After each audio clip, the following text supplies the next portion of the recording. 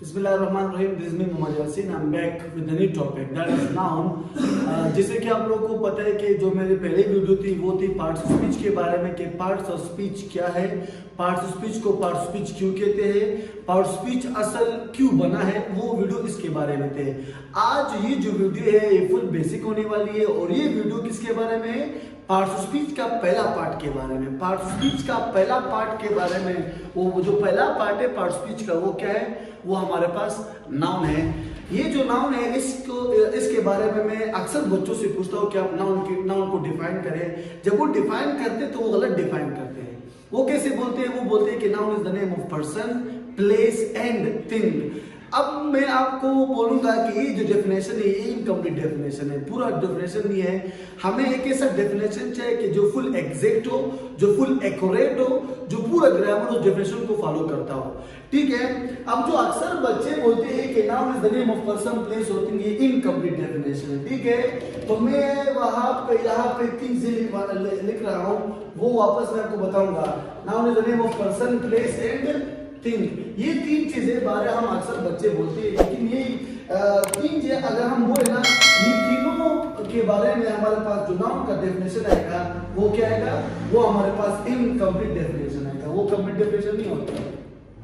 Sir आप बोल रहे हो इनकम्प्लीट डेफिनेशन, इसको प्रूफ करें। ठीक है, इसको मैं आपको प्रूफ करके देता हूँ। मैं कुछ एग्जांपल बताऊंगा जो कि वो नाम होंगे, लेकिन ना वो पर्सन का नाम होगा, ना वो प्लेस का होगा, ना वो थिंग का होगा। अब सबसे पहला एग्जांपल हमारे पास यहाँ पे है बलोच।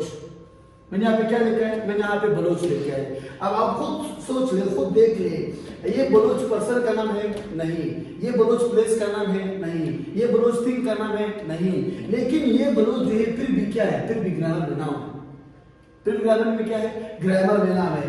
नेक्स्ट एग्जांपल अगर मैं आप लोगों को दूं, इसी के साथ साथ मैं आपको एग्जांपल दे रहा हूं इसका, पठान का। क्या ये पठान जो है पर्सन का नाम है नहीं, प्लेस का नाम है नहीं, थिंग का नाम है नहीं, लेकिन फिर भी नाम है। फिर भी क्या है, फिर भी नाम है। तो इसका मतलब ये हुआ कि हमारे पास अगर कोई आपसे पूछ ले कि noun is the name of person, place and thing, तो ये तारीफ आप लोगों ने बोलना नहीं है, क्योंकि ये डेफिनेशन क्या है, इनकम्प्लीट डेफिनेशन है। असल में मैं जो आपको बता रहा हूं नाउन का जो एग्जैक्ट डेफिनेशन है वो मैं आपको यहाँ पे बताना चाहूंगा। ये जो नाउन है ना, ये असल में निकला हुआ है लैटिन वर्ड से। किस वर्ड से निकला हुआ है, लैटिन वर्ड से। लैटिन वाले लोग जो है वो नाउन को नोमन बोलते हैं। नाउन क्या बोलते हैं, नाउन को नोमन बोलते हैं। ठीक है। अब अगर हम नोमन की जांच पड़ताल करें, अगर हम नोमन की सर्च करें, तो नोमन का हमारे पास सिंपल मीनिंग निकलेगा। वो सिंपल मीनिंग नोमन का क्या निकलेगा, वो हमारे पास क्या निकलेगा, नेम निकलेगा। क्या निकलेगा, नेम। तो सबसे इजी डेफिनेशन मैं आपको बता रहा हूं, दुनिया में जो नाम है वो क्या है, वो नाउन है। चाहे वो पर्सन का हो, प्लेस का हो, थिंग का हो, आइडिया का हो, फीलिंग का हो, सब्सटेंस का हो, मटेरियल का हो, किसी का है क्यों ना हो, वो अगर आपके पास नाम है तो वो नाम क्या है, वो आपके पास नाउन कहलाएगा। ठीक है। उम्मीद करता हूँ ये जो एग्जांपल है आपको समझ आ गया होगा।